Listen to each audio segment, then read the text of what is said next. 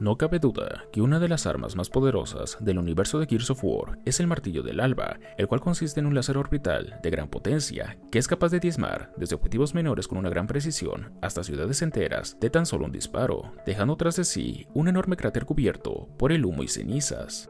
Ya que este láser orbital hace uso de cristales superpuros derivados del proceso de masa ligera como su principal fuente de poder, se podría considerar que los disparos de estos satélites eran prácticamente ilimitados, siendo un arma perfecta para eliminar cualquier tipo de objetivos, incluso de doblegar naciones enteras. Una idea muy atractiva durante las guerras del péndulo, donde dos grandes potencias se debatían la victoria de una guerra que parecía no tener fin. Estas naciones eran la coalición de gobiernos ordenados y la unión de repúblicas independientes. El Martillo del Alba fue usado solo en un par de ocasiones por parte de la COG a finales de la Guerra del Péndulo, y esta demostración de poder fue lo suficientemente amenazante para conseguir la sumisión de la URI y no sería usado de nuevo hasta unas semanas después con el inicio de la Guerra Locust, demostrando la devastación que puede dejar a su paso durante la operación conocida como los contraataques del Martillo del Alba. Esta arma sería utilizada de manera habitual durante la guerra contra los Locust y posteriormente contra los Lambent, siendo desactivada tras la conclusión de la guerra debido a toda la destrucción que causó a su paso, aunque su reactivación se volvería a poner sobre la mesa con la creciente amenaza del enjambre. Pero antes de ver su diseño, así como su funcionamiento, veamos cuál fue la historia de esta poderosa arma. La idea de crear una superarma capaz de finalizar con las guerras del péndulo nació tras la batalla de Ragani, en el 62º año de las guerras del péndulo, o 17 años antes del día de la emergencia. En ese entonces, el capitán Adam Phoenix estaba cansado de ver cómo las actuales tácticas de guerra solo desperdiciaban la vida de los soldados sin llegar a un fin concreto, por lo que idealizó un arma tan poderosa que las naciones enemigas se rindieran solo de conocer su existencia, por lo que tras la batalla se retiró del ejército de la coalición y se unió a la Agencia de Investigación de Defensa, rechazando el rango de mayor al cual iba a ser ascendido. Una vez instalado, ahora como científico y subdirector de la agencia, él junto con su asistente, el Dr. Neville Strom, iniciaron la concepción y desarrollo de una poderosa arma orbital, trabajo que realizaron durante los siguientes 13 años. Tras ese tiempo, el proyecto del martillo no era más que planos, teorías y un modelo de pruebas en miniatura que tenía serios problemas de calibración y precisión. Además, para el disgusto de Adam Phoenix, él descubrió un artículo publicado en una revista científica donde el Dr. Maurice Ivo de la Unión había descubierto que los cristales superpuros a base de emulsión podían mejorar la precisión de los satélites. Esto confirmó que la URI también estaba trabajando en el proyecto del martillo y, según los datos publicados, estaban más avanzados que ellos. Esto llevó a la planificación de la Operación Nivelador, que sería una de las que marcaría la eventual victoria de la COG. En esta se realizó un asalto a Punto Asfo, una instalación de la URI donde se estaba experimentando con el proyecto del Martillo del Alba. Durante la batalla, las fuerzas de la coalición encabezadas por el mayor Victor Hoffman se infiltraron y lograron asegurar la información, obteniendo así el último recurso que necesitaban para completar el Martillo del Alba. Con esto, el equipo de Adam Phoenix completó y produjo al menos 2 satélites del martillo que lanzaron a la órbita de Cera, siendo usados poco después en el campo de pruebas de Garatner frente a las costas de Tyrus. Durante el último año de las guerras del péndulo, el alto mando de la coalición ordenó usar el martillo del Alba contra una flota de la URI en la batalla de Bomburg. Sin embargo, Adam Phoenix solicitó que se le diera la oportunidad a las fuerzas de la Unión de rendirse. Estas no aceptaron y el martillo fue activado, destruyendo 4 buques de guerra en cuestión de segundos.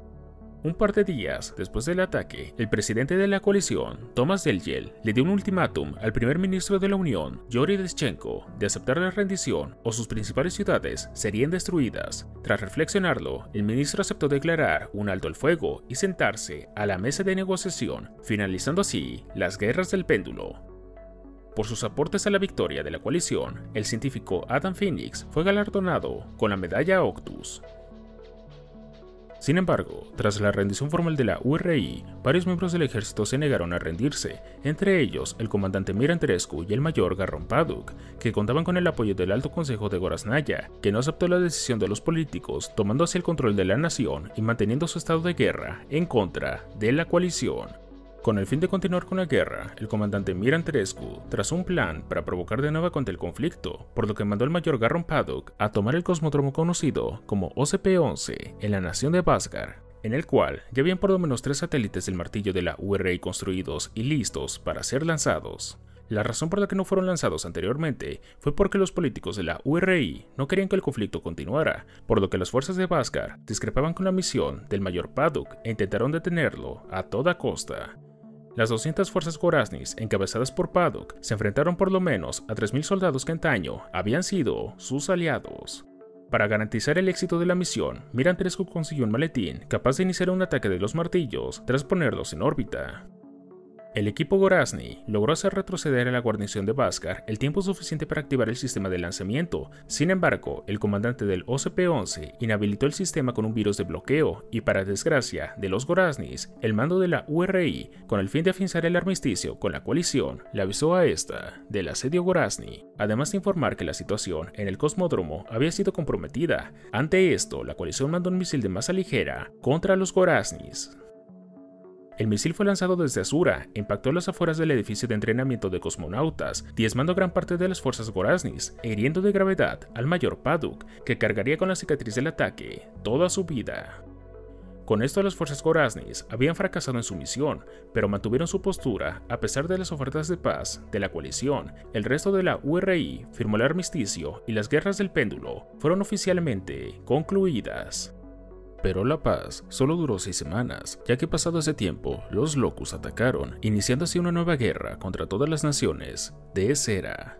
El martillo del alba pasó a ser un arma de disuasión a uno de los principales medios de defensa, siendo usado desde el mismo día de la emergencia hasta la defensa y posterior destrucción de Halvo Bay. Pero no fue hasta la operación conocida como los contraataques del martillo del alba que este mostraría su máximo poder de destrucción. Con cada ciudad capturada, la Horda Locust se apropiaba de los recursos como combustibles, alimentos, fábricas, armamento y tecnología, además de que las ciudades mismas se convertían en nuevos bastiones de la Horda. Esto consternó a los políticos de la coalición, ya que a diferencia de las guerras del péndulo, las ciudades que tardaban meses en caer, ahora lo hacían en días o en horas, aumentando así el poder del enemigo. La coalición le pidió en repetidas ocasiones al gobierno de la URI que sus soldados se unieran a sus filas, formando así únicamente una fuerza de combate. Sin embargo, esto fue negado por los políticos, ya que no iban a permitir que sus países quedaran indefensos. Tras un año de guerra, el presidente Dayel falleció, siendo sucedido por el presidente Richard Prescott, quien dio inicio al plan de fortificación. Este plan consiste en una ley marcial que plantea destinar todos los recursos de la coalición a las ciudades dentro de la meseta de Jacinto, además de racionar los suministros de la población y de reclutar a todos los hombres sanos para ser entrenados como Gears. En cuanto a las mujeres, ellas serían destinadas a las granjas de cría, con el fin de aumentar la población. Esta ley también prohibió cualquier oposición política y nacionalizó todas las empresas. Después de completar dicho plan, el presidente Prescott anunció que en 3 días se iban a utilizar los martillos del alba para quemar el 90% de la superficie de Esera, evitando así que la Horda obtuviera más recursos e incrementara su poder. Todo aquel que no estuviera dentro de la meseta de Jacinto, pasados los 3 días, estaría bajo su propia suerte. A pesar de que era tarea del mando y control ejecutar la misión, fue el presidente Prescott quien inició los ataques del martillo. Otros mandos como el coronel Hoffman o Annie Stroud se mantuvieron observando a través de los monitores. Poco antes del ataque, el primer ministro de la URI condenó al presidente Prescott, llamándolo genocida. Durante el ataque, millones perecieron y los estragos ambientales en el planeta serían tan grandes que posteriormente una simple tormenta era motivo de preocupación, ya que estas eran sumamente letales y desafortunadamente para los supervivientes, los Locust aún seguían con vida. Después de los ataques de los martillos, los pocos supervivientes cortaron toda la relación con la coalición, al considerar que ésta los había abandonado, mientras que las fuerzas restantes de la URI fueron dirigidas por el comandante Mir Antonescu.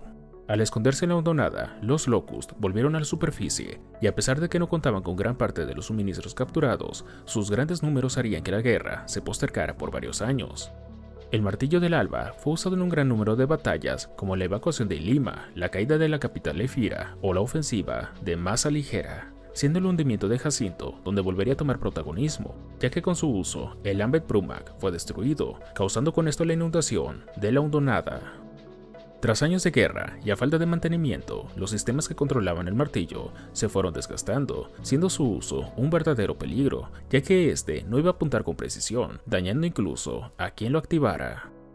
Durante la guerra con los Lambent, el sistema de control del martillo, localizado en Anvil Gate, fue parcialmente restaurado por Baird, aunque su activación conllevó que el láser fuera disparado con poca precisión. Al final del conflicto, esto fue activado desde la Torre de Asura. La razón por la que en esta zona el martillo mantenía una gran precisión fue porque al ser una zona de alta importancia, los sistemas de activación se mantenían actualizados, además de que eran supervisados por Adam Phoenix y el Dr. Neville Strom, quienes fueron sus creadores. También en esta instalación se había construido por lo menos un satélite más listo para ser lanzado, con el fin de reforzar la red ya existente. Al finalizar la guerra con los Locust y Lambent, toda conexión con los satélites fue destruida y cualquier plan por traer de nueva cuenta esta arma fue rechazado, esto por parte de la primera ministra de la nueva coalición, Anya Stroud, quien quería evitar que se repitieran los contraataques del Martillo del Alba. Con la falta de conexión, algunos de los satélites se perdieron por completo, incluso uno de ellos terminó cayendo sobre el mar de Gorasnaya. Después de la aparición del enjambre, el plan de poner en línea la red de satélites fue puesto de nueva cuenta sobre la mesa, siendo rechazado por la primera ministra Jean, quien quería honrar la decisión de Anya. Sin embargo, Baird, en compañía de Marcus, JD, Dell y Kate, lograron lanzar el satélite almacenado en Asura. Sin embargo, al no tener contacto con el resto de la red de satélites, este contaba con poca precisión, por lo que la posterior activación de esta arma terminó destruyendo el asentamiento 2. Tiempo después del incidente, los Gear, Dell, JD, Kate y Faz, con ayuda de Baird, Paddock y los nómadas, lograron lanzar 2 satélites de la URI ubicados en el OCP-11 de Bhaskar, los cuales fueron usados posteriormente en la batalla de Nueve Fira, logrando destruir con esto al Kraken del enjambre. Con esto la coalición logró recuperar una de las armas más poderosas de toda Cera, que sería útil en su lucha posterior contra el enjambre. Cabe destacar que estos satélites cuentan con al menos 3 niveles de impacto. El primero de estos es el de baja potencia, que es usado para abatir a un objetivo específico y el daño en el área circundante es relativamente bajo. Este nivel tiene un alto grado de precisión y es necesario reunir una serie de requisitos para poder usarlo.